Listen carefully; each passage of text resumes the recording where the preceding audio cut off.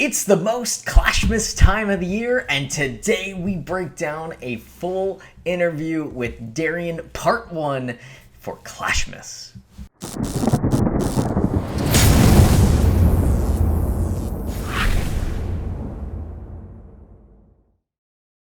Thank you so much, Darian, for coming and joining me on Project Clash here. Just wanted to have you introduce yourself for those who might not know you. Well, first, thanks for having me, and hope you guys are having a safe and wonderful Christmas out there. It's rather cold and wet and rainy out here in Helsinki, but I am Darian, the community manager for the Clash of Clans team out here in Helsinki, Finland. Awesome. So what does that mean? Like, give us a little detail of, like, what's a day in your life? Within the game industry and just most industry, what a community manager does is kind of like part marketing, part PR, a little bit of customer support in that, my job is I am the public face of the game where I do a lot of interaction with the Clash community. And what that means is, I respond to people on Twitter, Facebook, Reddit, our forums. But as the face of the game, I also do the developer videos and interviews like this. So when the community wants to talk to the development team, I'm kind of that bridge between them. So I funnel feedback from the community to the development team. And whenever the development team has something to announce, I'm usually the one who kind of posts those notes and makes those announcements to the public. And you get to dress up as the party grand warden. I mean, how cool is that? So there's this rumor that goes around that, the team makes me dress up in all these weird costumes. And the fact of the matter is I'm actually the one who writes all those scripts, so the costumes are kind of mine. I mean, yeah, they make me do it. It's under duress. Oh yeah, absolutely. It's part of the creative fun that you get to have, right? Sure. Yeah, it's all for work. I swear. It's not sitting in my closet right now. Exactly. It's hanging out right there for tomorrow. Well, I wanted to thank you once again. I just wanted to dive right into kind of the theme of what I really wanted to talk about, which is my favorite time of year in Clash of Clans, which is Clashmas, or this year it's Merry Logmas, and got my Christmas trees kind of populated all around here. Right behind me as our actual pine Christmas tree, but I wish I could do like a little cutout so you could see it, but oh well. So I wanted to see what actually went into the thought process of Logmas this year, because it's kind of a hybrid of Clash of Clans and Clash Royale, and wanted to see kind of where did that whole Logmas come from? That's actually a really good question. So Supercell has various offices all over the globe. So all of game development is done in Helsinki, and we have one small game development team in our Shanghai, China office.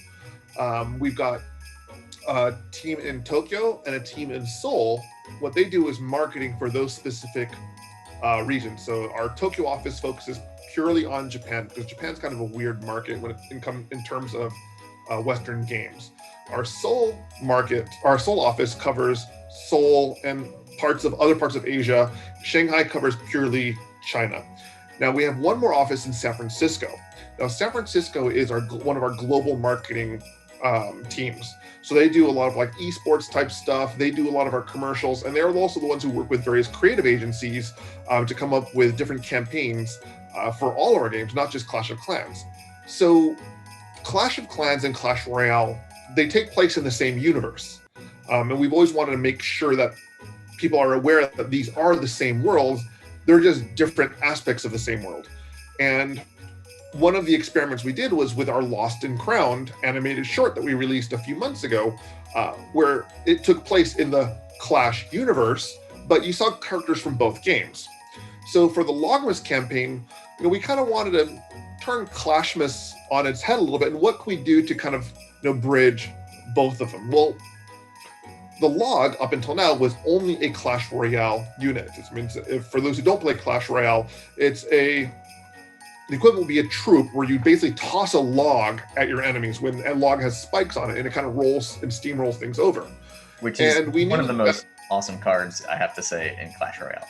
It's very gratifying to just toss that thing out at people. Especially like a group of Goblin Gang or something. Right? Okay, I'm not alone in that. A little sadistic, but So we were working on a new Siege machine for the December update, the log launcher. And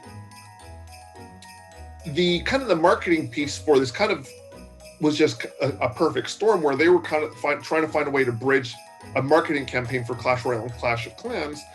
And we thought the log, since now both games have a log, well, what can we do with this? I mean, it's part of a tree, and what's more Christmassy than a Christmas tree?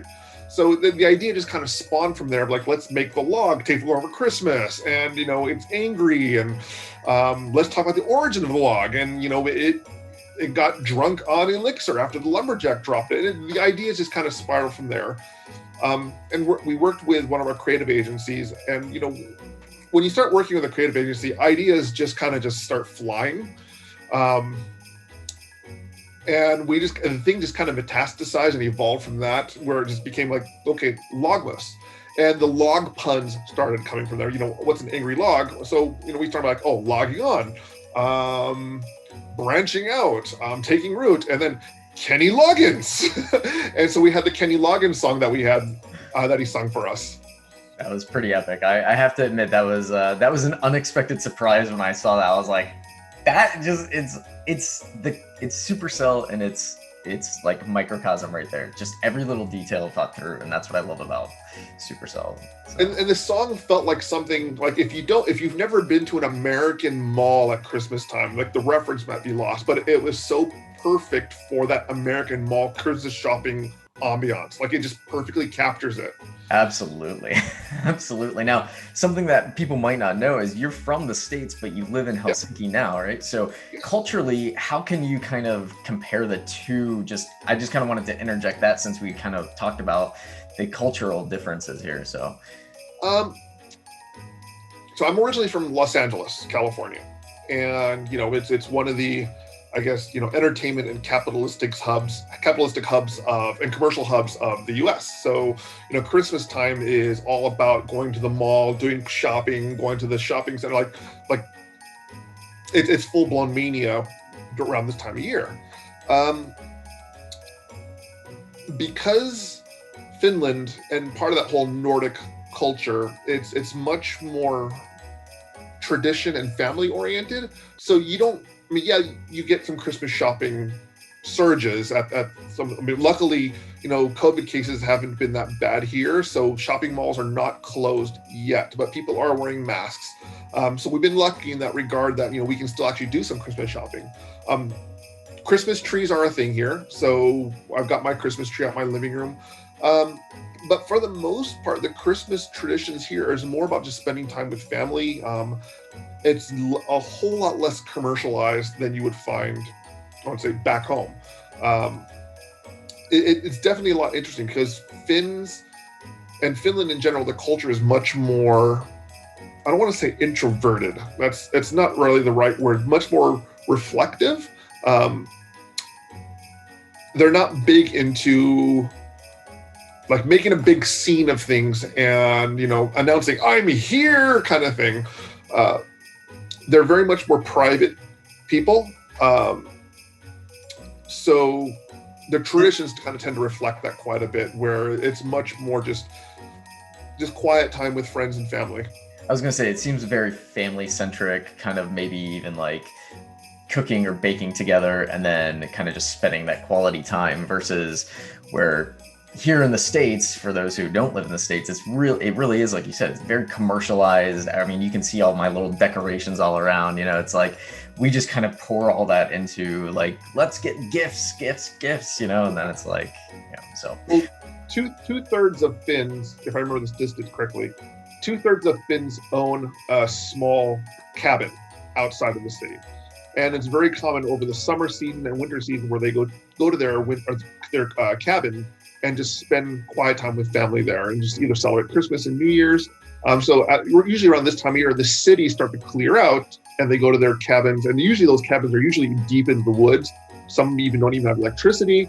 And they're usually on a lake. So it's a very reflective, introspective time for Finland. That's really cool. So back to Logmas. So who designs the Christmas trees? Like, is it one person, or is it kind of like an honor? Is it like, because it's kind of like a team. I know, like for me, I feel like it would be an honor to design it every year, or if it's like, you get that prestige of like, I made this Christmas tree this year. I mean, well, given you said you had a graphic design background, right? I do, yeah. So then yeah, I guess you could kind of empathize and understand that perspective. So we have, I want to say, 4 artists on the Clash team, and one of our artists, she does all the levels for the building upgrade. So like when you see a new level of Arch Tower, like the little tiny subtle difference between each level, she does all of those. She was responsible for thematic changes when we did Town Hall 13. So when it was kind of like a winter ice theme, so she did all of the color palette for that. In the past, before she joined the team, it was one of our senior artists who he did all of the Christmas trees before that. And before that, they were kind of themed around what went on throughout the year. So for example, when we released the Electro Dragon, the Christmas tree had kind of electric theme to it, almost like a Tesla looking thing. My favorite one is the 2015, where it's all metal. I don't know what the thought process was behind that one. This year, there wasn't necessarily a specific theme behind it. I think she was just looking at a rubber band, like, ooh, let me wrap this rubber band around it. One of the artists actually told me to say that. It's not true. I asked the art team, like, what was the inspiration behind it? And this year, she just kind of wanted, like, I just want to make a pretty tree. There wasn't really any kind of specific inspiration behind it. She just wanted to make a cool tree. I feel that way. I think my favorite was 2014. It has the candy canes in it. Yours is that 2015 one. Yeah, I mean, every year it seems to have that kind of thematic based on what is that town hall? I do remember I started this game. I remember it so clearly, and it's so sad that I do, but I was sitting home, I was sick, I was on my couch, and I was like, I need something to do. And I loved the game Breath of Fire. And I don't know if you remember that game at all, but it was like an RPG kind of thing. And then my dad always played Rampart, which was like this computer game where it was like ships and you would like bomb castles.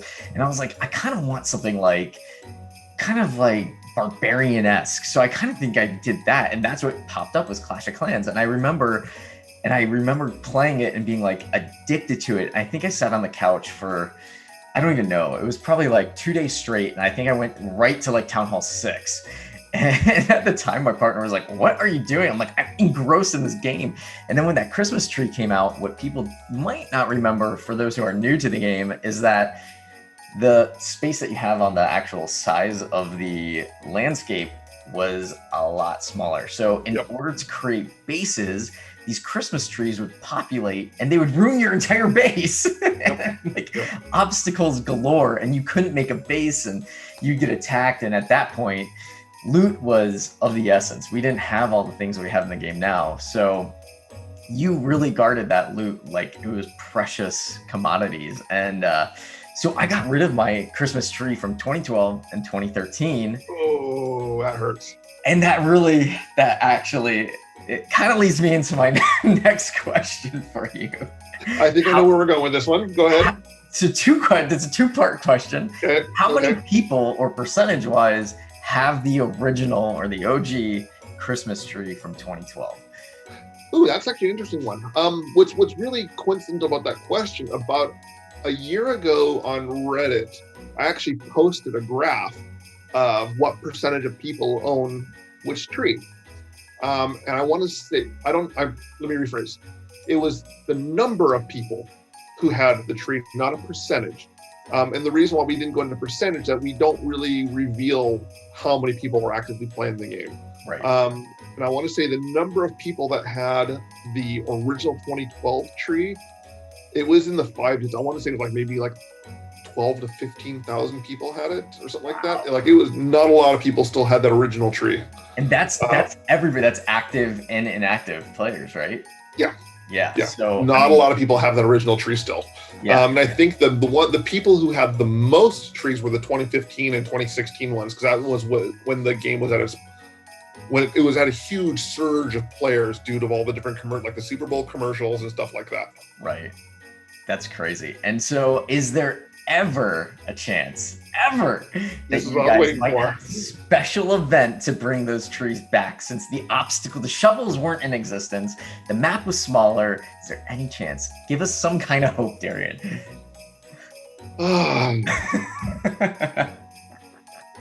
As much as I want to say yes, at this time, the answer is no.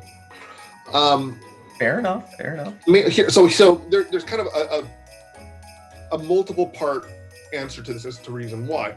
Part of it is, the exclusiveness. That, it was one of the things, like, you had to be online, you had to be playing to get it. Like, even if I was playing in 2012,